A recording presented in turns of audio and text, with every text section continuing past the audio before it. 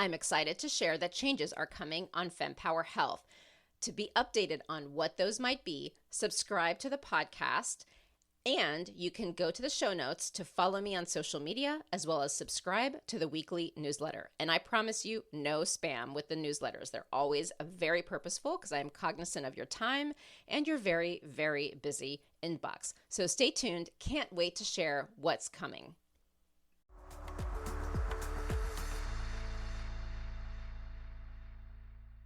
I encourage women, like, if they're able to naturally cycle, to do it and to produce those sex hormones. And this is particularly true for younger women, just because, our brain is still developing up until the time that we're in our early 20s.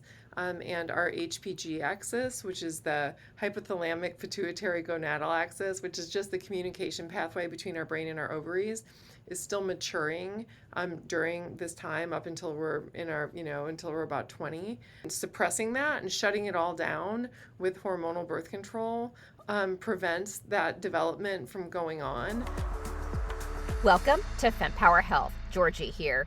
In today's episode, I interviewed Dr. Sarah Hill, who is the author of This Is Your Brain on Birth Control, and we are uncovering the science behind birth control and how it may shape our lives. Now, we couldn't help but get a little bit nerdy on the science up front so that you have proper background on the potential impacts. And we do focus on hormonal birth control, but we can't escape the fact that all birth control has had a change in our lives, especially giving us the opportunity to excel in the world because we are able to make choices now, like going back to school, which now women outnumber men. We also discussed the impact of the over-the-counter birth control that recently was approved by the FDA, as well as the effects of the Roe v. Wade overturn. Now, I do want to share one quick thing that we didn't get to in the episode because we did have so many things to discuss. Just wanted you to consider this quote as you listen to the episode. Women, just by virtue of being the choosier sex, have the ability to inspire men to do amazing things. And it shouldn't spoil it for us that these things are ultimately motivated by sex. And this is proven in the research. In one of the studies she cited, men who believed that women's standards were high outperformed those who believed that women's standards were low. So when you combine this with the fact that men are now achieving less than ever before in history, it creates a situation in which women are finding that they have to cut some pretty crappy deals if they want to get married. I'm definitely curious on your thoughts about that quote, but let's dive into the episode because I do think it's such an important conversation, and hopefully some of this introduction will help give you some food for thought as you listen. So enjoy and definitely share with me your thoughts. Email me at info@fempower-health.com. Sarah, it's so nice to have you on the Fempower Health podcast. I've been following you for quite a long time with your amazing book. And so before we dive into talking about birth control, because this is such a great time in the world to be revisiting this topic, why don't you give us your introduction and then we can dive right in. Sure. So I am Sarah Hill. I'm a psychology professor and a researcher. And I've spent most of my career studying women's health and hormones and sexual behavior. Tell us a bit about your book as well. Yeah, I guess the thing I left off my intro was the most relevant piece to our conversation, and that is also that I'm the author of This Is Your Brain on Birth Control, which was a project that began. I've been working as a research psychologist for a number of years now, over a decade. And this book was actually the result of me as a scientist who'd been studying women and women's psychology for a really long time, going off of hormonal birth control. And so I hadn't really had that much attention paid specifically to that issue, like the way that the birth control pill affects the brain. And then when I went off of it, I felt so fundamentally different. that I began to sort of pivot my research to begin to really explore, like, what do we know and what do we don't know yet about the effects of hormonal birth control on the brain. And so I spent a number of years researching everything that is written in the book, and that is what we're going to be chatting about today.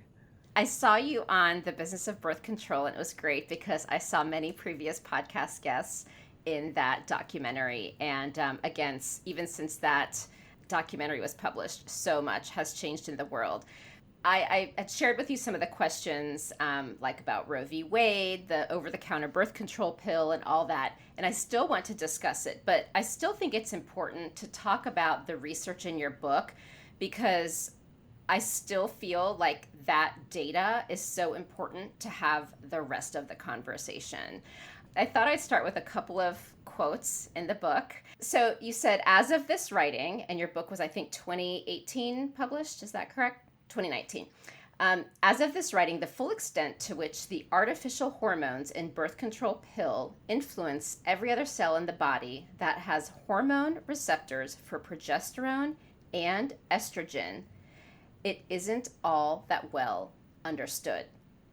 And we have been far too cavalier with our hormones. And I can't help thinking that we would be a lot more careful with ourselves if we understood how we work and why we work that way. You need to know how your brain works. You need to know how your hormones influence your brain. And you need to know how all that changes on the pill. Those are, they're from two separate sections, but I felt they had to do with each other. So, so I guess, what do we know today?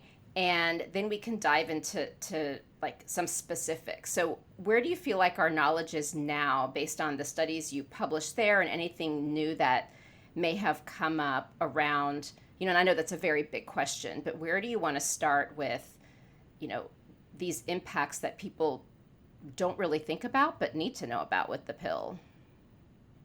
Right. Well, I think that the important place to start is just in understanding the role of hormones in our brain. And it's like we tend to, like with the birth control pill or anything, really when we're talking about hormones, we tend to talk about hormones like there's something that are happening to us, right? Like, oh, my hormones, are doing this and my hormones are doing that. And or if we take hormonal birth control, we think about the effects that it has on our ovaries, in terms of pregnancy protection, but we don't really spend any time thinking about the fact that, our hormones, in addition to doing the things that they do in terms of regulating the menstrual cycle, also play a really profound role in shaping our reality.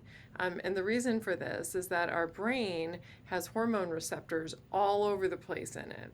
And this makes a lot of sense evolutionarily because, it's like we've inherited this brain that's wired for reproduction. And what that means is that it's going to be sensitive to our waxing and waning sex hormones.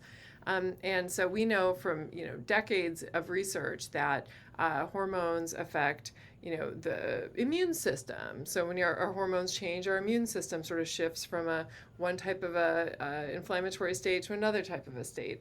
We know that when our hormones change across the cycle, that you get changes in sexual desire and sexual behavior. We know that the stress response changes. We know that our ability to learn and remember things changes. I mean, we just have hormone receptors all over the place in the brain. And our brain has been designed this way intentionally to sort of shift our behavior in functional ways, depending on whether or not conception is possible, which is what's going on in the follicular phase of the cycle, especially during what we call the periovulatory window, which is about 5 days prior to ovulation and then within 24 hours of ovulation. So this is usually days like 9 to 14 in the cycle. And during this time, it's like our brain and our behavior is all coordinated toward activities that promote sex, because sex can lead to conception. And again, we've inherited this brain that has been really good at reproduction. And then during the second phase of the cycle, when progesterone is the dominant sex hormone, that is a time when it's possible that a fertilized egg might be implanting itself into our uterine lining.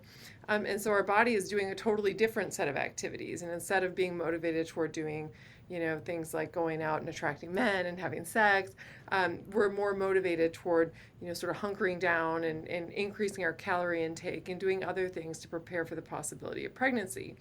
Right? And so we have this brain that's super sensitive to fluctuating sex hormones, and again, in ways that make absolute sense evolutionarily.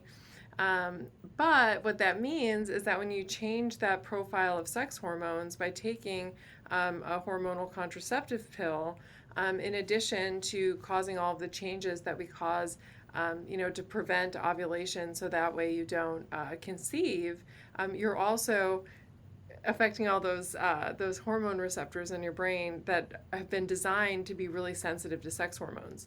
And what this means is that when we take hormonal birth control, we're changing women's brains, and that means that we're changing the way that women think and feel and experience the world. And it's just been within the last 15 years or so that researchers have really begun to ask that question specifically. And that is who do women become when they go on hormonal birth control? How does it change the way that we experience the world relative to what we see in naturally cycling women?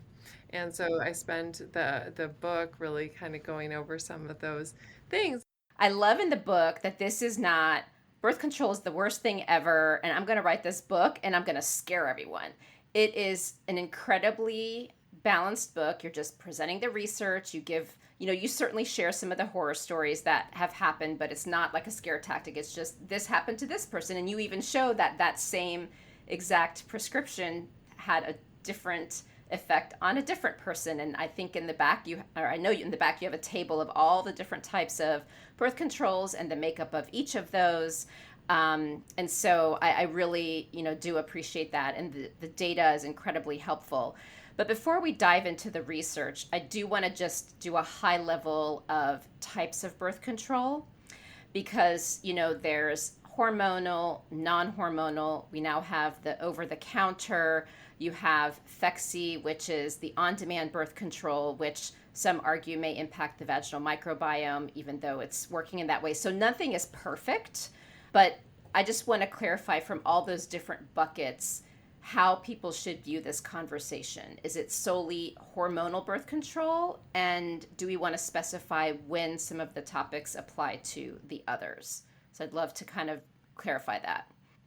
Right, really, great question. And generally, when I'm talking about, and a lot of times I'll just as shorthand use the pill, but I'm talking specifically about hormonal birth control.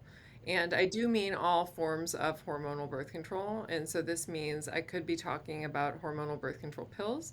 I could be talking about the hormonal birth control shot. I could be talking about the vaginal ring, the subdermal implant, and even the hormonal IUD, although the research with that is super messy for reasons that we can talk about if you want to, but it gets a tiny bit into the weeds. But all of the mechanism of action for all of these different types of birth control are the same. And the big sort of action agent in each of these types of hormonal contraceptives is progestin, and that's a synthetic progesterone. And so what these progestins do is they stimulate the progesterone receptors in the brain. And when these receptors are being stimulated, it prevents the brain from telling the ovaries to start maturing egg follicles. And so because the brain is not sending that message to the ovaries, that's why we don't ovulate. And so the primary mechanism of action in all hormonal birth control products is this progestin, because again, stimulating progesterone receptors in the brain prevents that communication between the brain and the ovaries that ultimately leads to ovulation. And so it doesn't really matter, and it seems like, and I say it doesn't matter how it gets into our body, right? Like whether it's a patch or whether it's a shot, but it does and it doesn't. So on the whole, the effects are generally the same sort of across modalities. but there are some differences. So just to give an example, when we look at depression risk, we tend to find that the risk of depression is greatest for types of hormonal birth control that only contain a progestin. And so for a combination hormonal birth control pill, for example, that contains both a progestin and synthetic estrogen, those have a lower risk of depression relative to the progestin-only products. But on the whole, we see, we generally see that there's an elevated risk of depression and anxiety among users of hormonal birth control across the board. It's just that there are some sort of small differences based on the specific type of product. Progestin and progesterone. So we know that progesterone helps with our mood. Yet in this case, we're saying the progestin can have impacts on depression and anxiety. And I know Dr. Jerry Lynn Pryor and Dr. Lara Bryden specifically have lots of conversations with me about this. And I think Dr. Pryor actually corrected someone in a paper that was published who called it progesterone, and it was not. So yes, help us with the data that you've seen around that, because I think sometimes people think they're the same and may misread it. But when I saw that in your book, I highlighted it, and I'm like, we have to talk about this. Yeah, no, this is an important point. And, there are some of these things where people get hung up on like, oh, a period that you get on the birth control pill isn't a real period. And like, I don't know that makes a big difference. It's like you're bleeding, and it's like whether you have an endometrial lining or whatever. But this is one of these like persnickety little differences that actually matters. And it matters in a really significant way. And that's because when your body is metabolizing progesterone, which is this endogenous product that our body creates after an egg has been released, the egg follicle releases this hormone that has incredible positive effects on our mental health, and it increases neuroplasticity. They've done really great studies looking at it as being therapeutic in the case of brain injury and in the case of things like PTSD. It's this really nice hormone, and it promotes mental health in all of these ways, because when it's being metabolized by the body, it releases a neurosteroid called allopregnanolone, which is a potent stimulator of GABA receptors in our brain. And GABA is our primary inhibitory neurotransmitter that our brain uses to kind of calm itself down. Right? So in the brain, we've got excitatory neurotransmitters, which make our brain start firing really rapidly. And then we have inhibitory neurotransmitters that kind of slow down the rate at which our neurons are firing, and it kind of dials us down. GABA is the primary inhibitory neurotransmitter that we have. And when our GABA receptors are stimulated in the brain, it makes us feel calm, cool, collected, and relaxed. It allows us to sort of regulate our emotional states and regulate our stress response. And so because of this, women who are naturally cycling and releasing progesterone and, are regularly exposed to this really, positive psychological effect of this hormone, it can be a very positive thing. Progestins don't do the same thing. And the reason for this is progestins aren't actually synthesized from progesterone. Almost all progestins that are commercially available and that are being used in hormonal birth control are being synthesized from either testosterone or spironolactone, which is a diuretic. And neither one of these things, when they're being metabolized in the body, leads to the release of allopregnanolone. And so what we see is that women who are users of hormonal birth control, they have substantially lower levels of allopregnanolone across the cycle relative to what's observed in naturally cycling women. And, we don't yet exactly know all of the effects that, the downstream effects that this can have.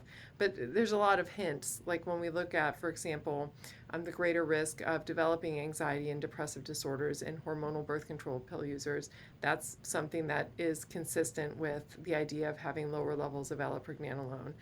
Decreased resiliency to things like PTSD, which is also something that's beginning to sort of creep up in the literature as a potential correlate of hormonal birth control pill use. This is also something that we might expect to see as a result of reduced levels of allopregnanolone. And so it's really important to distinguish between these two things, because allopregnanolone and progesterone is really a mental health superhero, and then progestins aren't. And not only are they not, in terms of not providing those really nice neuroprotective sort of calming effects on the brain that progesterone does, but also we know that they don't have great binding specificity in terms of only binding to progesterone receptors in the brain and other parts of the body. So, for example, the progestins that are synthesized from testosterone, we know that a number of them will also stimulate testosterone receptors. And so you're getting mixed messages from these these artificial hormones. You're getting progesterone and you're also getting testosterone. And there's also evidence that some generations of synthetic progestin, in addition to stimulating progesterone receptors, will stimulate cortisol receptors, which sends a stress signal to our brain. And so these obviously aren't a perfect match for a progesterone, and it's these differences that are likely responsible for many of these unintended effects of hormonal birth control that we see. So you also said that ovulation, not your period, is the main event of the menstrual cycle. And you had mentioned earlier in this conversation about what the hormonal birth control does to that. So one response I have heard people give to this ovulation, because I've heard people saying you don't ever need to have your period, it doesn't really matter. I've heard people say yes you do, ovulation is main event, ovulation is the definition of health, and knowing what's happening is important. If you're on the pill, it can hide and mask some issues that you may have. And then some have said, well, when you're pregnant you don't ovulate, so clearly it's fine. So I've heard all these very interesting perspectives. And since you've done so much research, I would love to hear from a scientific perspective your views on all of these different things I hear from various perspectives. Well, let me just say that it's a complicated answer. So I'm going to do my Okay. best on this, and I'll just say that yes, ovulation, in addition to being, this thing that we learned about in health class in terms of being the sort of first moment when we're sort of putting forth this opportunity to create life, it's also how our body produces sex hormones. So when our egg follicles are being stimulated, and we're getting ready to sort of choose a dominant follicle, and then this egg begins to mature, all of that leads to the release of estrogen. And estrogen is a hormone that makes most women feel really good. It's associated with increased energy levels. It's associated with increased sexual desire. It's associated with increased resiliency to stress. It's just something that generally makes women feel pretty good. And then, of course, once the egg is released, that empty egg follicle starts releasing progesterone, which, again, we've talked about all these great mental health benefits that progesterone has. And so when we inhibit ovulation, we're inhibiting this like naturally occurring waxing and waning of these two hormones, which is something that we are built for. We spent most of our evolutionary history naturally cycling and pregnant, and those are both high hormonal states. So the ovulatory event itself is a high hormone event where you get this like big peak in estrogen that occurs right before ovulation, and then you get a second peak in estrogen and this big surge in progesterone in the second half of the cycle, right? And that's something that is sort of a natural part of our history as a species. And so too is pregnancy, because when throughout most of our evolutionary history we didn't have reliable birth control, and women also spent a lot of time pregnant. And being pregnant means that you're not ovulating, but it's a high hormone event. So like your levels of sex hormones, both estrogen and progesterone, are substantially higher when you're pregnant relative to when you're not pregnant. And so, like when we do take synthetic hormones that suppress ovulation, and just replace it with these relatively low levels of synthetic hormones, it actually creates this state that is actually quite different than what our sort of, quote unquote, natural biological states would be. And, one thing I oftentimes have women ask me about is like whether the super low dose hormonal birth control pill is going to be better and more natural because it has really low levels of these synthetic hormones. And like on the one level, when you look at the side effect profiles of that type of pill, it does look pretty good. I mean, in terms of it, women tend to feel less terrible on that than they do on some of the other formulations. But that state is actually not, I mean, that's not a normal hormonal state for Right. women, to have really low levels of sex hormone. We are very hormonal creatures. We release high levels of sex hormones across the cycle when we're naturally cycling. We release high levels of hormones when we're pregnant and lactating. And that's sort of what we're optimized for. And so when you take away all of those hormones, it can make women feel pretty funky and not quite like themselves. And it's because that's not quite, what we were or what we're used to biologically. So it sounds like it's still better to ovulate and have this norm because that, but we don't necessarily have like scientific data to say that this is literally the worst thing ever because of all of these aspects. We more have data that seems to indicate this is not optimal. Is that a fair? Yeah, and and I'll say, because I do think it's really important to not scare Exactly. women, Exactly. there's nothing, going for most women going on hormonal birth control is something that's completely Mm-hmm. safe, right? And they don't need to, worry about some terrible health outcome. But that being said, it is not, a normal hormonal state for women Okay. to be in, to have their sex hormones suppressed. And so, yes, I think that a better way for most women, and I'm going to say most women because some women really feel so much better on the pill and they're so miserable when they're cycling that I think it's a godsend for them. In addition to women who just need pregnancy protection and have no better choices. Um, but for women, all else being equal, yeah, like we are wired for ovulation and for the waxing and waning of these sex hormones, and so I encourage women, like if they're able to naturally cycle, to do it and to produce those sex hormones. And this is particularly true for younger women, just because our brain is still developing up until the time that we're in our early 20s.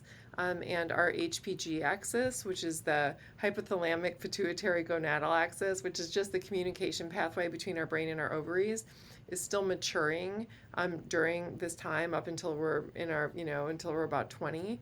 And not in suppressing that and shutting it all down with hormonal birth control prevents that development from going on.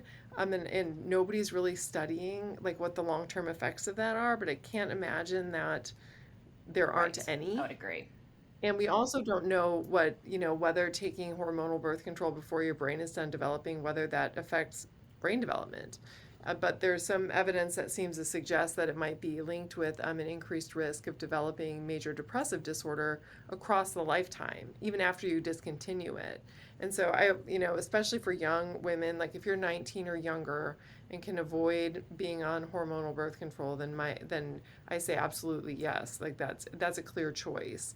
It's when women, get older and their brains are done developing that then I say, well, I still think that this is the best option, but if you do go on hormonal birth control, if you go off of it, everything's going to return back to normal within a couple of months. Great clarification. So, on to the fun with the studies. So, I asked you, tell me which ones are your favorite. Yeah, so in terms of like what the pill does and like some of the things that really surprised me, By far, the first one that just like absolutely struck me was the research that finds that being on hormonal birth control might impact who we're attracted to. Because I mean, it's like, what? It's like the idea of like on a warning label on your birth, like may cause dizziness and insomnia and influence partner choice. But like when you get into the literature, I mean, it makes absolute sense. Because there's been research now for it's almost going on 3 decades now, just linking women's levels of estrogen across the cycle and then their preference for sort of sexy qualities in men. So things like having a masculine face and like a deep male voice and being socially dominant. And so research finds that when women are at points in the cycle when estrogen is high, that they really kind of gravitate toward these sexy types of qualities.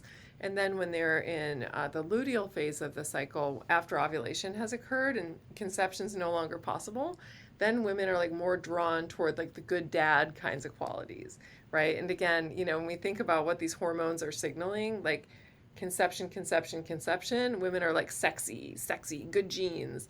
But then when they're in this other phase of the cycle, it's more like, oh, is he going to be a good dad? Like, is he going to provide?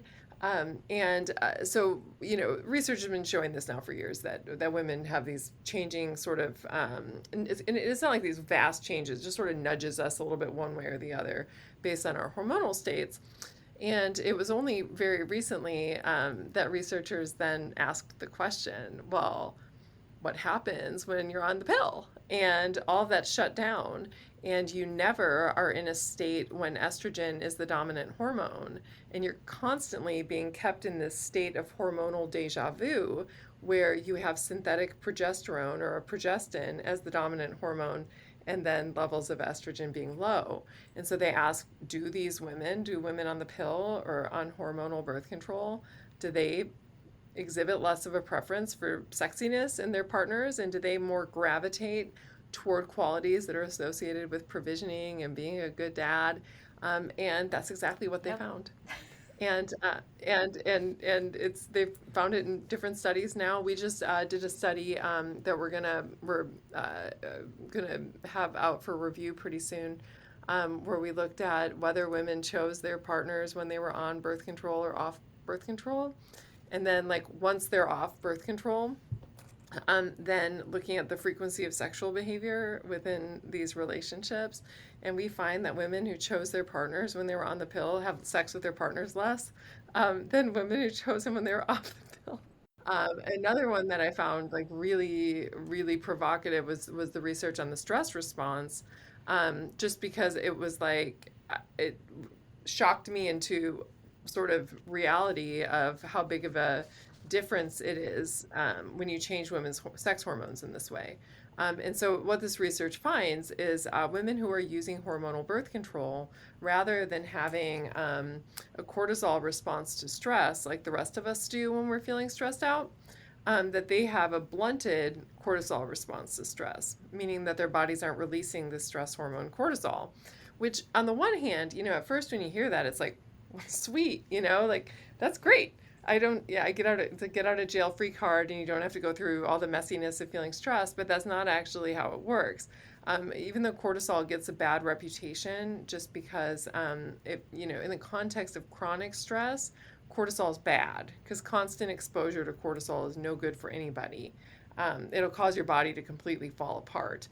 Because essentially what cortisol does is it redistributes all of the body's energy away from all of the regular things that bodies do, like generate new cells and, fuel the immune response in case we come into contact with pathogens and learn and remember things. And it takes all of that energy and redirects it toward dealing with a stressor. Right. And so if you have chronic exposure to cortisol, your body falls apart because that's the only thing that you're doing is your body's all guns blazing toward the stressor.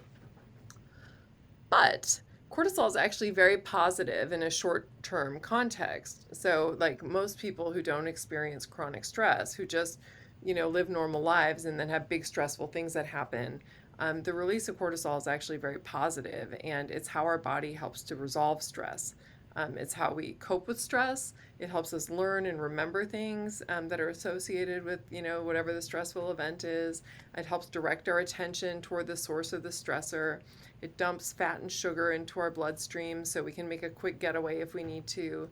And so cortisol, isn't really a bad guy. In the context of short-term stress, it's actually a good guy. It's how we deal with stress. And generally, when people get stressed out, they release this hormone because it's really adaptive to do that. And the only people that we see who have this blunted cortisol response to stress tend to be people who have experienced chronic stress, like people who've had trauma or people who've been in a warfare context and have PTSD. And the reason that they don't get a cortisol response to stress is their body has shut the stress response down completely just because of the overactivation of the stress response. And what we see in women who use hormonal birth control is that they respond to stress like somebody with PTSD or like somebody who experienced trauma. And they don't have this like dynamic change in cortisol in response to the stressor the way that other healthy functioning adults do. And this is something that's really alarming because, again, cortisol, even though it gets kind of a bad reputation, it's how we regulate stress. And what we tend to see is that those who have a blunted cortisol response to stress aren't dealing with stress very well. And it's associated with all kinds of psychological problems, including things like anxiety, depression. It's associated with PTSD. It's associated with reduced resiliency to stress in general. And so when I first learned that women who are using hormonal birth control had this blunted cortisol response, it was that, the reason I found it so provocative is, that's just kind of provocative in its own right, but it really underscored the fact that the effects of this pill extend far beyond our Right. ovaries. It's like because the sex stuff in some ways makes sense, right? It's like sex hormones, sex, yeah, that makes sense. But when when I first learned that, and it was like sex hormones, stress, that was when it sort of dawned on me, like, duh, of course, sex hormones affect Yep. everything in the body. And so the idea that it would affect the stress hormones shouldn't be surprising, but it was, and that was really what opened my eyes to the idea that there's probably a lot more to the birth control pill than meets the eye. Now, interestingly, I remember reading in the book that even with your first point about the relationships, it's not a black and white. If you are on the pill when you meet your, spouse and then go off of it to try to have your children, that suddenly you're going to lose attraction. So it's not an always type of a thing, but it is an interesting trend. So I guess any thoughts around how someone should take that data? I think taking it with a grain of salt may not be a fair way to describe it, but I honestly wouldn't even know how to describe it. Women are so different Yeah. from one another, right? So like every woman has different numbers of hormone receptors. They're differently sensitive to hormones. They metabolize hormones differently. There's just huge differences between individual women and how we respond to things. And one of the examples I give in the book on this is with a particular type of hormonal birth control. And I think you were referring to this. I had a friend who went on it, and she had a psychotic episode, and it really did a number on her. I was on the same one. I loved it. It was great, and so it was just two people, and who would have known? Look, you'd never know it looking at either one of us that she'll respond in a great way and she will not respond in a great way. But everybody metabolizes things differently, and so because of that, the way that we respond to it is different. And then you take that, and then you add to it the fact that there's like almost 100 different formulations of hormonal birth control that are out there, meaning that there's like 100 different hormonal messages that you get from an individual prescription, and you get all this heterogeneity, right? And so we don't know like who's going to respond what way to what hormonal birth control. And so what all of this research is that I present in the book is that here are some things that we know are associated with hormonal birth control pill use or hormonal birth control use, right? And these are things to be aware of that are a Right. possibility, right? But not anything to be, because they usually aren't the majority case, right? It's not the majority case where, like, it's not in the majority of cases, women do not choose a partner when they're on the pill and then go off it and think, oh my God, like what did I do? What did I do? But some Right. women do. Some women, even I've talked to women now who is like, it kind of nudged them out of their primary sexual orientation, where they were like a little bit bisexual, and like all of a sudden they're incredibly heterosexual, or they were a little bit gay, and then now they're totally bisexual, or it nudges them this way, Wow. that way. And does that mean that most women are going to have that experience? No, it just means that hormones are absolutely messy. I mean, there are receptors for hormones all over the place. Hormones affect everything ranging from our gender identity to our sexual orientation to our stress response to the way that we learn a memory. Da da da da da. I could go on and on and on. And so for some women, when you flip those switches by changing the hormones with the hormonal birth control that they're on, it'll nudge them, sort of in and out of these different states. And so it's useful to know about what's possible, so that way you can monitor yourself and then decide how you feel and whether you prefer the way that you feel when you're on it, if you prefer the way that you feel when you're off of it, and if you prefer the way that you feel when you're not on what you're currently taking, knowing that there's 100 different formulations out there. If you feel like you need to be on hormonal birth control, the thing that I recommend in the book is go talk to your doctor and try something Yep. different, because you got a lot of choices out there, and you're probably not going to respond the same way to every single thing that Right. you take. And so, but it sucks, because all of us, as women, and it's this way in medicine across the board. I'm sure that you are as aware of this as anybody. It's like we're constantly being Right. experimented on because nobody really studies us. And so, it's like, well, this didn't work for me, or I feel weird on this. And it's like, well, try this. Yeah. And it's like nobody can tell you beforehand what's going to happen. And instead, you have to be, a white lab rat, essentially, just being testing on yourself and seeing what's working and what's not working. And so I wrote this book to just let women know, like, here's what we know are some things that can happen. This is what science tells us.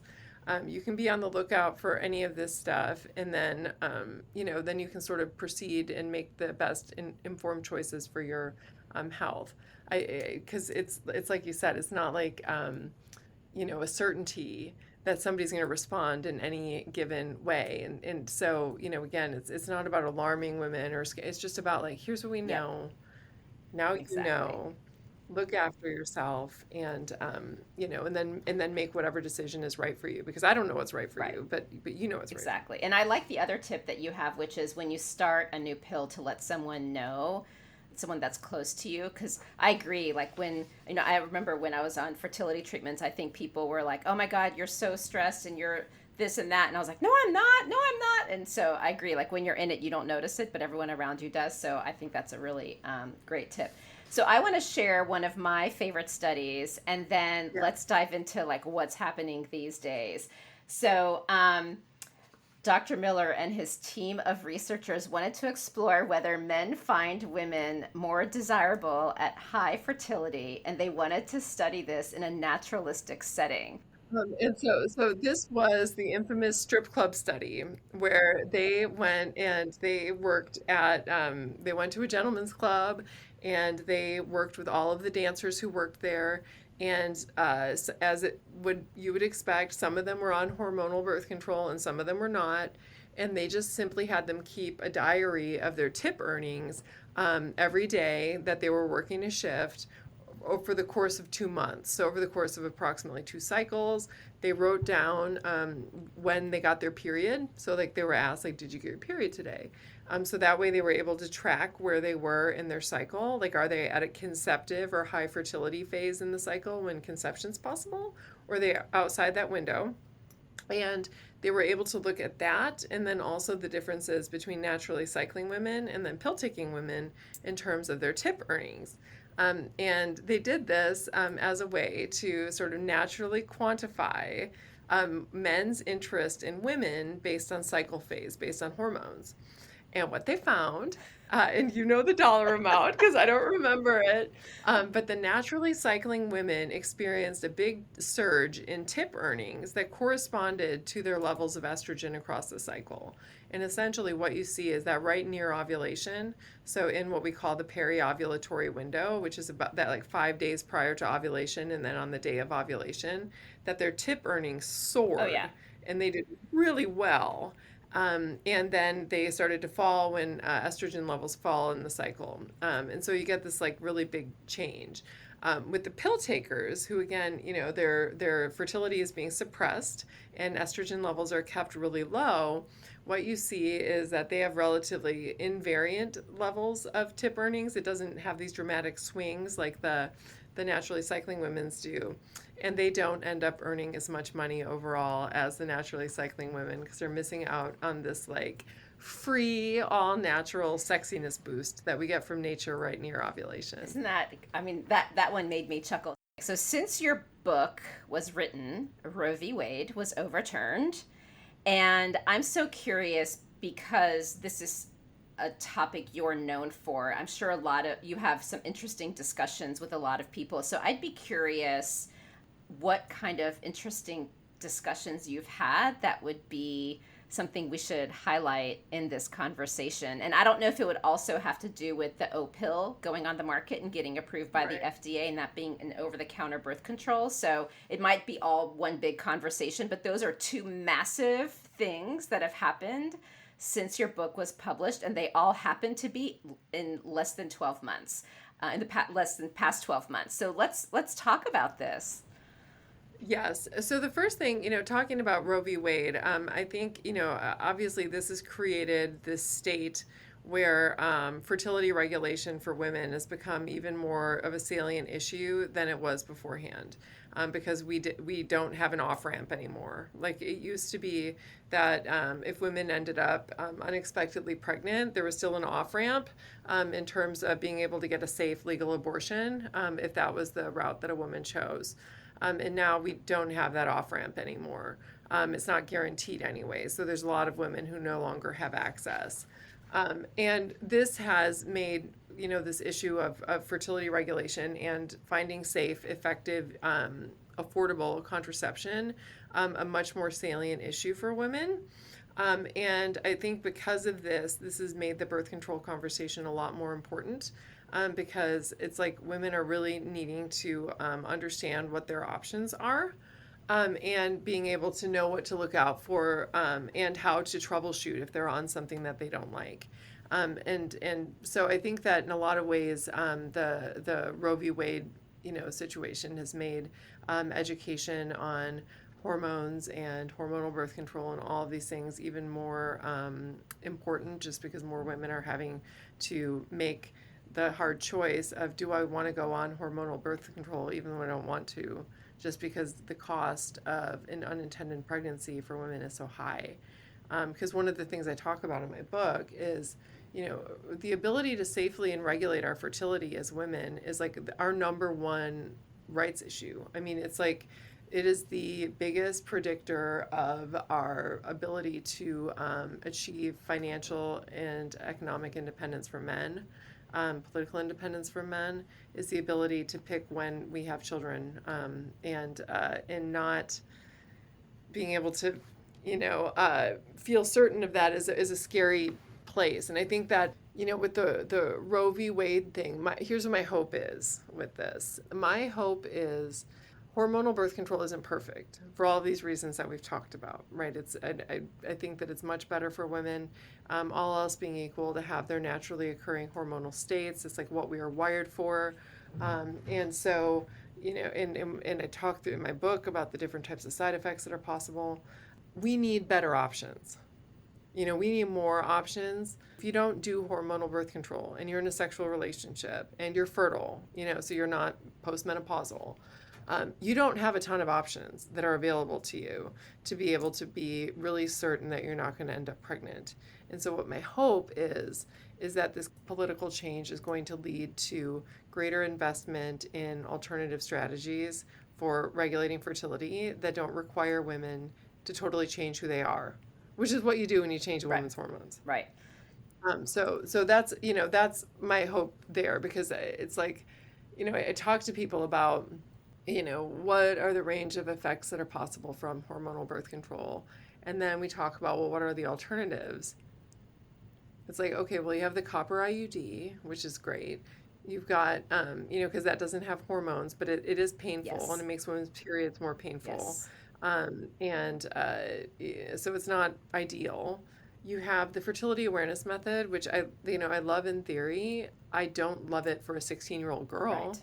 because most 16-year-olds don't have super regular cycles, because their HPG axes are still figuring themselves out.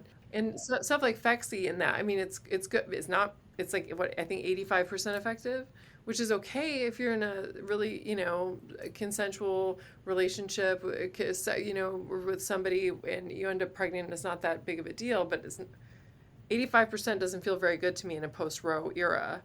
And so it's like we don't have a lot of great options. And so I am hoping that this makes people pissed off enough where we really start putting pressure on the people in R&D and contraception to start coming up with some better Right. options. Because I think that the medical, the drug companies and everything have not been investing in birth control, because it's like, well, it's good enough, Right. you know? And it's crazy because I can't remember, is it 35 billion or 65 billion-dollar industry? And just imagine the innovation, especially with this post Roe v. Wade era. Do you think, or have you seen that because Roe v. Wade has created such media attention and so many more are talking about it, do you think that an interesting thing that will happen is more women will want to go on birth control, i.e., the ones that may be in communities where they tend to be more in the I need men to support me type of community, right? Because they have no other way out of their challenging life. Yeah, yeah, yeah. So that's an interesting question. Yeah, and, I don't know. Like, I guess ultimately, like, I don't know the answer, but I do think that it's, because the O pill, which we didn't talk about, and I'll give you my thoughts on that too. But, that was made available after the Roe v. Right. Wade thing. And I think that it was like, okay, so we have sort of put our foot on the throat of women Yep. by removing this off ramp that we had if things didn't go right, and so we need to sort of make things a little bit better somehow increasing access to birth control, which on the one hand I think is good, right? So I think that there are some good things that can come out of this, even though on the whole I don't think that it was good. I think that the O pill, having that available, and I've got such mixed feelings about Okay. this, because on the whole, so I'll say on the whole, I think it's good, right? Because I think that increased access, again, like the biggest key that we have as women in our ability to take care of ourselves and be financially, politically independent from men is the ability to regulate our Yep. fertility. And so increasing access to that magic key is like, in my view, is like, oh, it's a good thing. Yep. But I will say that it scares me a little bit when we couple it with the fact that we have no sex education. Like, women are taught nothing about their brains and the way that their brains work, and the way, that hormonal birth control can potentially affect them psychologically and physically. And it scares me to think about teenage girls whose brains are not done developing yet, and whose risk, for example, of death by suicide goes up 600% when they're using hormonal birth control during adolescence. And the biggest offenders when it comes to mental health problems with hormonal birth control are progestin only contraceptives, like the ones that are made available now. And the idea of young girls who are asymmetrically shoulder the heightened risk of depression, anxiety, and even suicidal behavior from using hormonal birth control, that they're using it and nobody knows about it, really terrifies Yeah. me. And I hate it. And I hate it not, and I don't think that the answer is let's not make it available, because I don't think that's the answer. I'm thrilled that it's available. The answer is that we need to really be educating people about Yeah. this, because if a girl knows here's a potential side effect of this, and she can talk to her best friend or her partner or whoever, if she doesn't want to talk to her parents, and say, can you look after me and just let me know? Because I mean, it was like you said, when we're going through a depression or anxiety, it's like our brain doesn't say, oh, I'm experiencing depression or anxiety. We just feel like, oh my God, my life is so bad. Like things are so terrible. And it's like we don't have because we're experiencing it as real. Right. It's like, it feels like us. And so I think it's so important to have people looking after us, especially these teen girls who are the ones who are most at risk of developing these kinds of side effects. And so that I worry about that. I do. I worry about that. And so I'm hoping that with, this sort of availability of this, that this also, that there's, we start putting pressure on, I don't know who, I don't even know who to put pressure on about educating the public about this. And making sure that everybody knows what they should be looking out for. So that way we can care for those that we love. Right. The research continues. And I really appreciate the fair and balanced perspective because, again, I've had guests with so many varying viewpoints, and I was really wanting to connect with you to have that data-driven perspective. Not that my other guests weren't, but I definitely saw some strong opinions with certain discussions. And so I really, really appreciate this additional data point for people to consider. Anything else that we should take away from this fabulous conversation? No, I think that, when it comes to hormonal birth control, I think that, the big takeaway is because the effects are so idiosyncratic and varied and individualized, that the best thing that women can do is really educate themselves on hormones, the role of hormones in the brain and their body, what the range of effects are that are possible from using hormonal birth control, and then being able to make decisions about, what makes sense for them given their individual life goals and circumstances. Because what the right answer is going to differ from woman to woman, and it's also going to differ within women depending on different life phases that they're in. And so I think that that this is really, and again, I present the book as a way of providing information and not about making decisions for somebody. And so I like to think that it's a really useful guidebook in this way, where it provides that information without providing any sort of, I don't have a stake in the outcome. Right. No, absolutely. And you made it fun to read as well. I loved your little quotes. I learned a lot from those too. But thank you. And how do you want people to reach out to you and stay in touch? Good. They can follow me on social. I'm Sarah E. Hill, PhD, and so that's Sarah with an H.